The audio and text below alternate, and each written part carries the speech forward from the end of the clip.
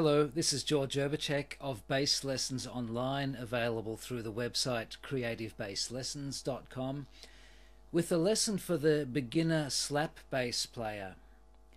Now, although there are virtually thousands of lessons out there for beginner slap bass playing, I've decided to create this one anyway, based on lots and lots of subscriber requests. So people have been requesting that I do a lesson or two on slap bass playing in my particular style, not my particular playing style, but my teaching style.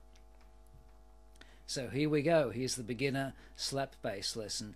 As with a lot of my beginner lessons, I will just address the one hand at a time approach first of all. So we'll look at the actual slapping hand, which in my case is the right hand.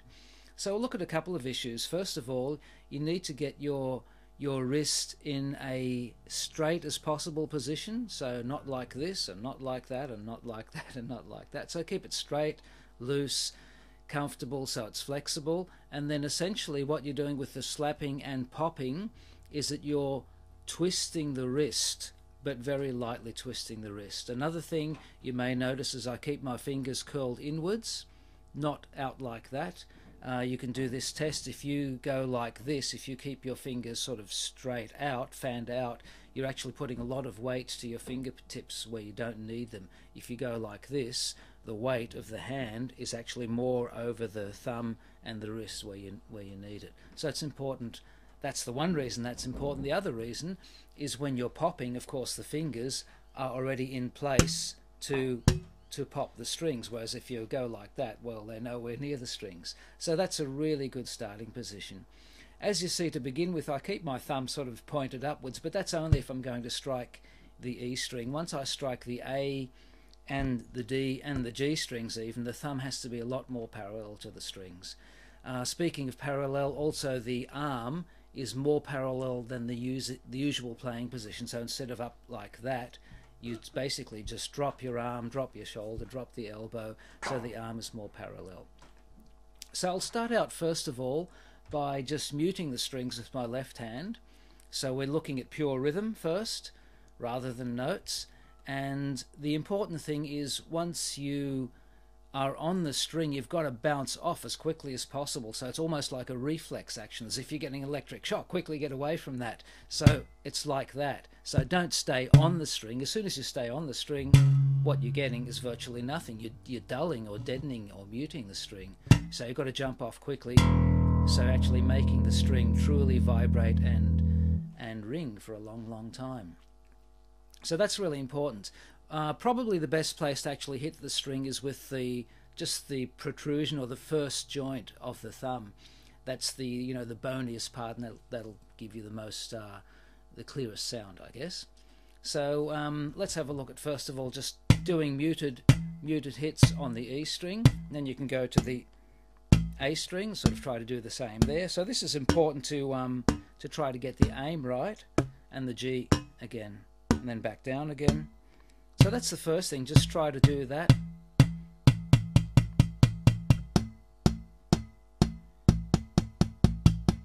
Etc. Just, doubling up the rhythm, etc. You can do a lot of these exercises away from the bass.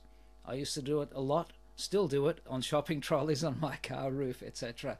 Many places. On my knee, I like to do that on my knee just to get that thumb and wrist movement nice and loose. So what I'm doing here, there are two main slapping thumb slap techniques. What I'm doing essentially is I'm bouncing off the string quickly. So that's the first one I recommend. The next one is to actually follow through.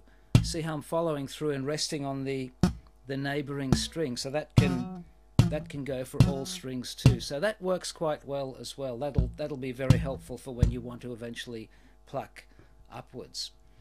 So the first thing is just that, getting the thumb and the aim right. So you're actually aiming between the strings, especially to get that A string, E string, D string, G string in that case.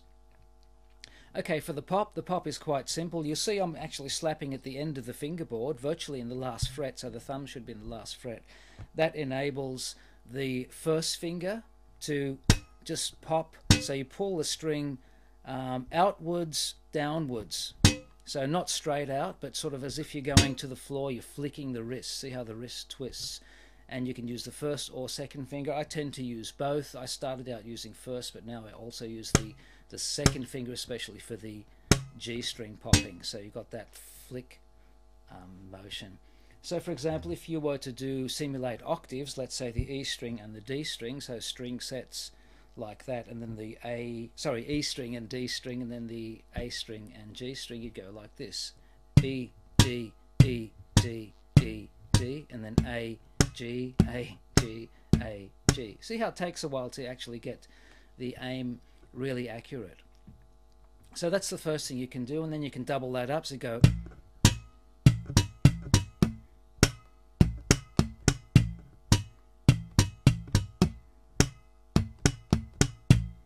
etc. So that's a really, really good beginner exercise to do. Once you've got that okay, then you can start to actually hold notes for, like, for example, hold octaves.